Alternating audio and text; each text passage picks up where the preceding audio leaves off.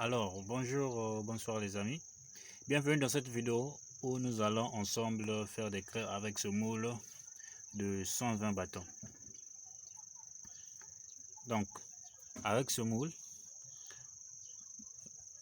pour mouler, on doit normalement mettre un tissu ou du papier en bas pour diminuer le coulage. Donc ici, nous avons fixé le moule avec ça pour créer une certaine étanchéité.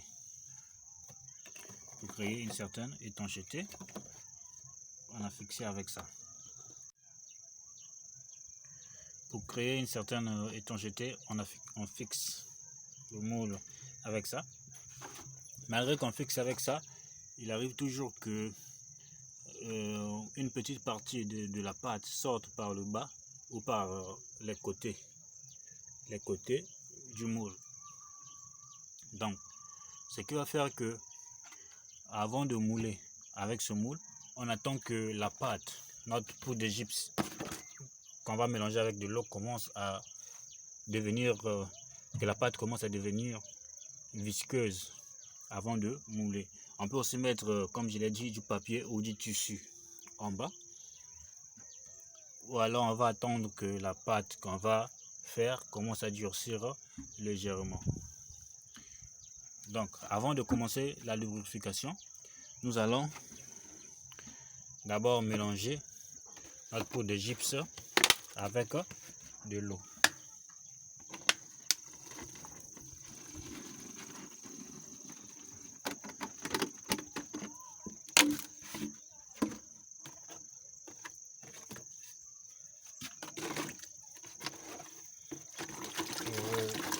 Bien mélanger, je vais mixer.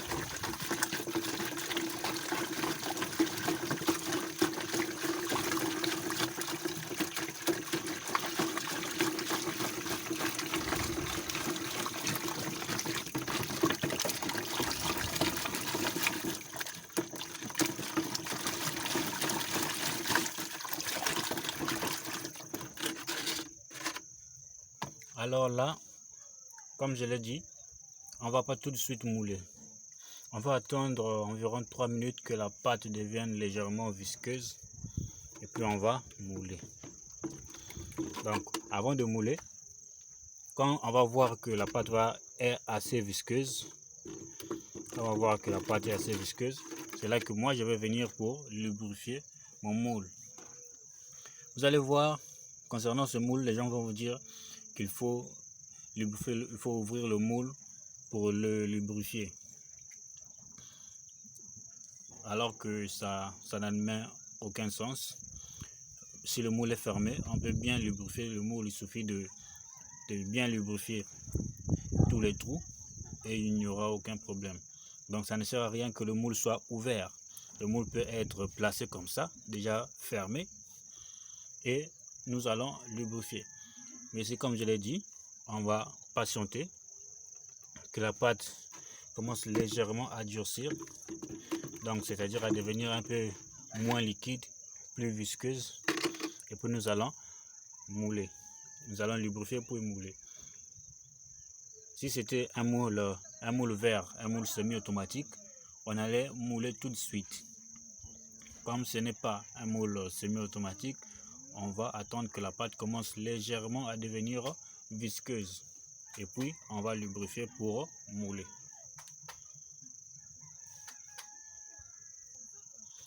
En attendant que notre pâte devienne légèrement plus visqueuse,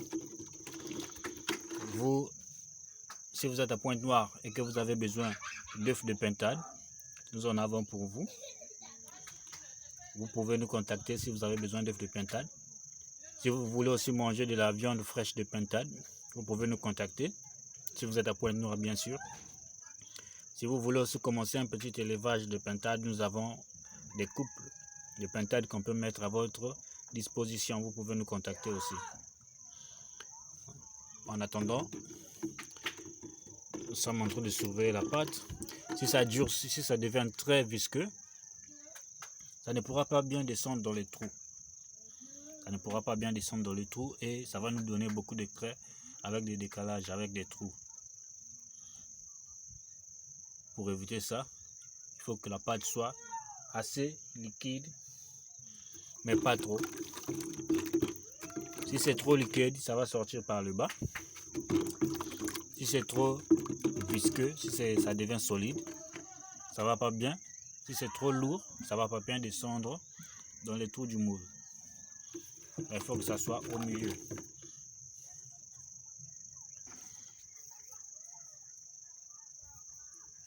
Voilà, j'ai posé un bout de tissu.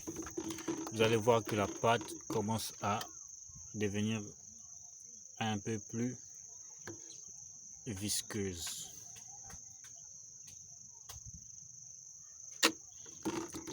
Donc là,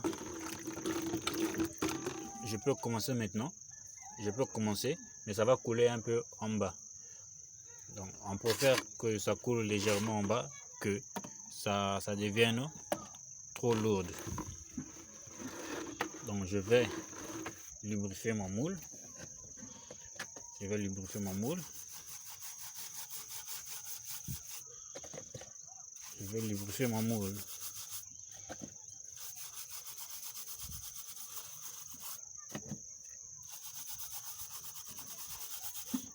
Voilà. Donc ça ne sert à rien de garder le moule ouvert pour prétendre lubrifier.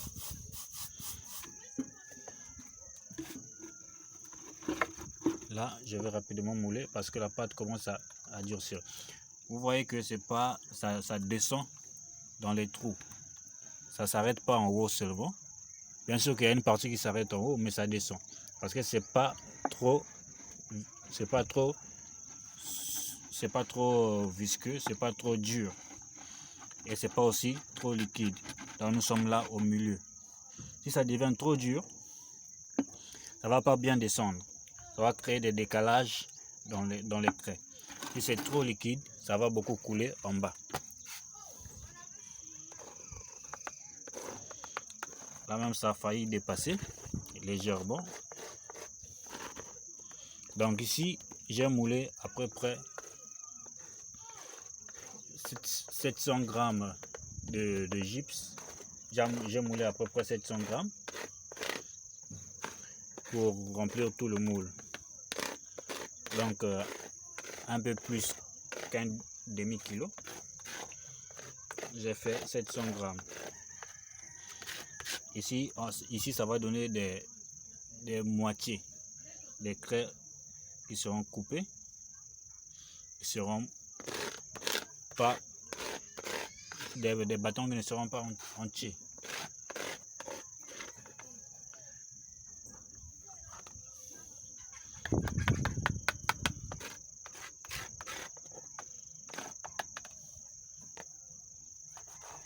Donc voilà.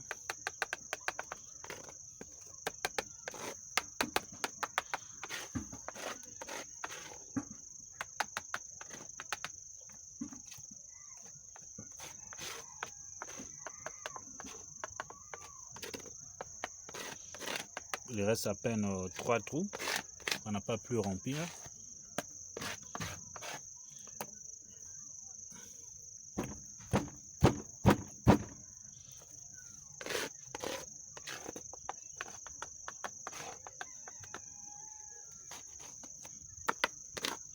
Donc le secret, c'est d'avoir une pâte qui soit assez liquide, pas trop visqueuse, pas trop liquide, pour que ça descende bien. Et puis, à ce niveau, c'est le même principe avec le moule professionnel. C'est-à-dire, on ne va pas démouler tout de suite. Pour démouler, on va détacher ces boulons. Et puis on va tirer ici. On va tirer. Bon, on n'a pas eu raison de mettre le tissu en bas puisque ça n'a pas coulé. C'était juste par précaution, par prudence. On n'a pas eu raison. Donc ici, comme je disais, quand on va commencer le démoulage, on va ouvrir ici et on va détacher chaque compartiment du moule à ce niveau. il y a des points de rencontre ici. On va détacher chaque compartiment. On va détacher. Et puis on va laisser que les bâtons prennent de l'air pendant quelques minutes pour que ça devienne dur. Et ça va nous faciliter le démoulage. Mais avant d'ouvrir le moule, il faut qu'on se rassure que les bâtons sont assez durs pour être démoulés. Donc on va toucher. Vous voyez que ça ne laisse pas de traces. Quand je touche comme ça ne laisse pas de traces. Je touche, ça ne laisse pas de traces. Ça veut dire que les bâtons sont assez durs pour être démoulés. Donc n'ouvrez pas le moule très tôt, sinon vous n'aurez que des cassés. Donc on va s'assurer que le moule, que les bâtons sont assez durs. Vous voyez, quand je tiens, quand je touche, ça ne vient pas avec mon doigt, ça reste. On peut encore attendre 1 minute ou 2 minutes pour que ça devienne encore un peu plus dur et on va démouler. On va ouvrir puis laisser l'air passer entre les bâtons pour démouler. Voilà comment fonctionne ce moule. C'est un moule de 120 bâtons qui est disponible chez nous. Pour ceux qui veulent commencer petit, vous pouvez prendre ce moule pour commencer votre fabrication avec. Voilà.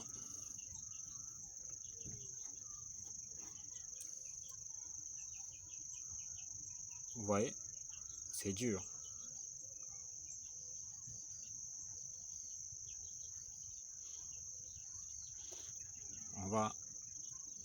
On peut commencer à ouvrir.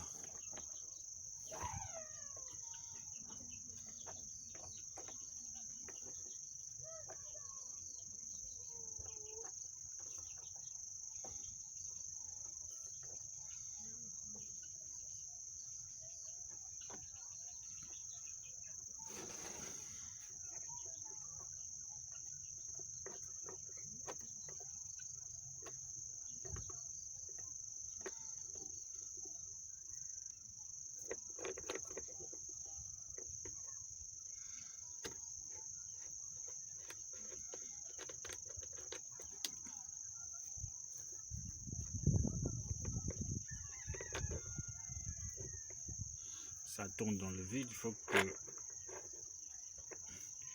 mettre quelque chose ici.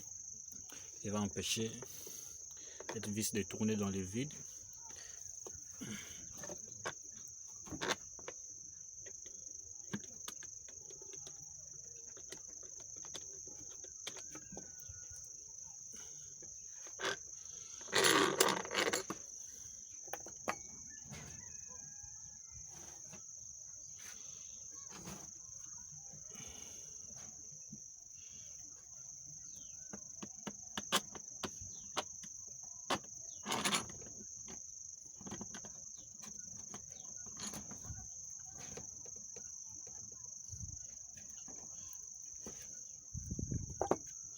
Je ne sais pas si vous parvenez à écouter le bruit de la pintade mâle, de la pintade femelle.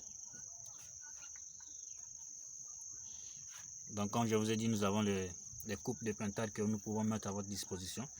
Nous avons aussi des œufs de pintade, nous avons aussi des pintades que nous vendons pour la consommation. Si vous voulez manger de la bonne viande de pintade fraîche, vous pouvez nous contacter. Donc voilà la craie d'un des compartiments que nous avons détaché. Ici, on va laisser que ça prenne de l'air pendant quelques minutes pour que ça durcisse encore un peu plus. C'est ça qui va nous faciliter aussi le démoulage.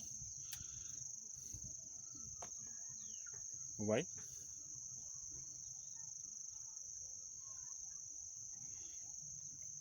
Il n'y a rien de difficile dans ce moule. Bon, il est impossible de faire un démoulage sans casser. Il y a toujours quelques cassés. Même en enlevant, vous aurez certainement quelques cassés. On va laisser que ça prenne un peu d'air. Si on démoule tout de suite, on risque d'avoir beaucoup de cassés. Or, si on attend quelques instants, quelques minutes, on va faire juste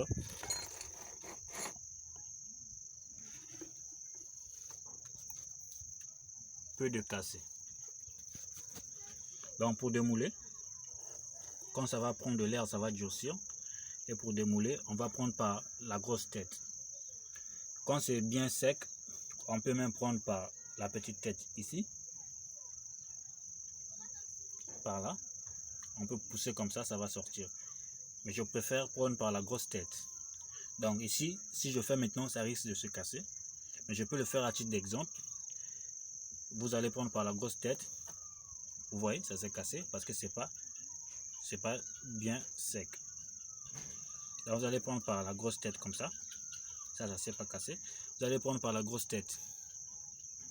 Et vous allez tirer.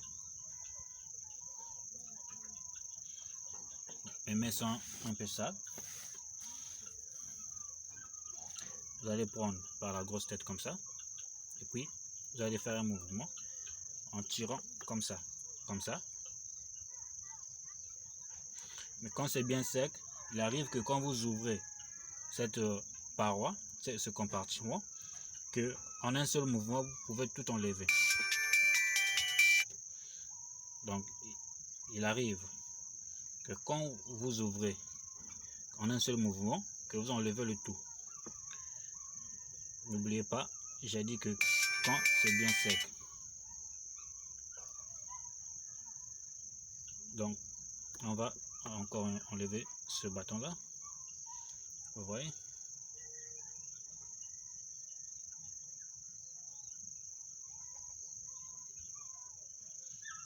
Voilà.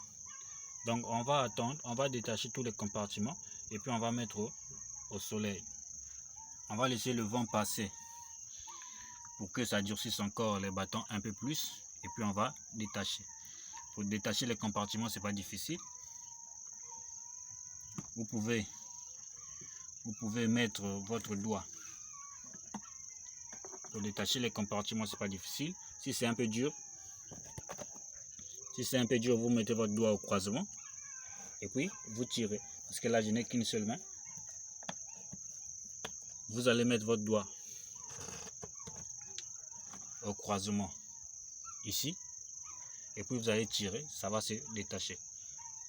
Par exemple là, vous voyez, vous mettez le doigt au croisement et vous tirez, ça se détache. Là, vous avez vu, ça s'est complètement détaché. Ça veut dire que si ça prend encore de l'air pendant quelques minutes, le démoulage sera très facile. Toujours faire attention au cassé.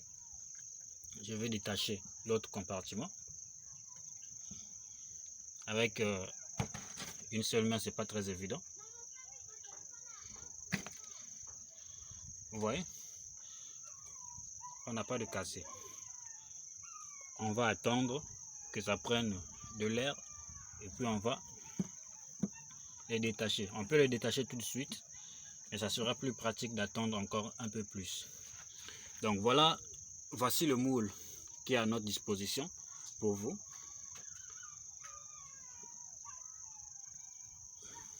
Voici le moule à craie de 120 bâtons. Pour ceux qui se demandent si notre craie est écrite partout, ou bien si la craie faite à base de gypse écrite partout, nous allons faire les démonstrations, même avec cette craie que nous venons de fabriquer. Nous allons faire des démonstrations dès que ça va sécher. Puisqu'il y a beaucoup de gens qui se demandent si la craie de gypse est d'une bonne qualité, si ça écrit partout.